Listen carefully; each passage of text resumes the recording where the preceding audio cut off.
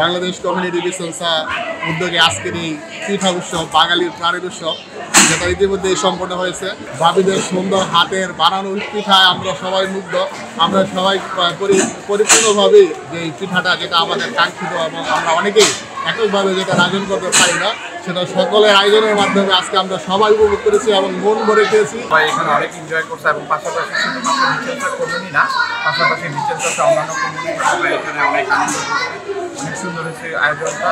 ইনশাআল্লাহ নেক্সটে বিচেলচর কমিউনিটির কাছে আমরা এরকম আরও কিছু উৎসব আশা করি। ধন্যবাদ। স্যান্ডেলিনা সো, রূপচর্চায় আভিজাত্য।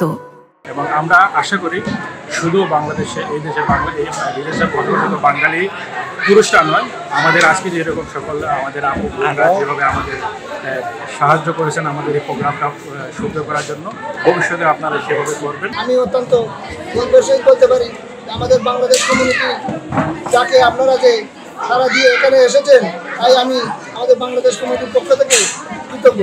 আমি আশা করব আপনারা আমাদের এই বাংলাদেশ কমিউনিটির সাথে থেকে আমাদেরকে আরো উৎসাহ করে এগিয়ে যাওয়ার জন্য আপনারা আমাদের পাশে থাকবেন। dei congiungimenti familiari, ma soprattutto abbiamo gestito la sanatoria della legge Bossi-Fini.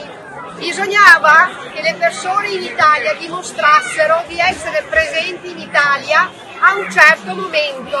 Ma noi siamo sempre a fianco della comunità bengalese, che è una grande comunità che lavora molto per la città, è una comunità di persone serie, di persone che si sono perfettamente integrate.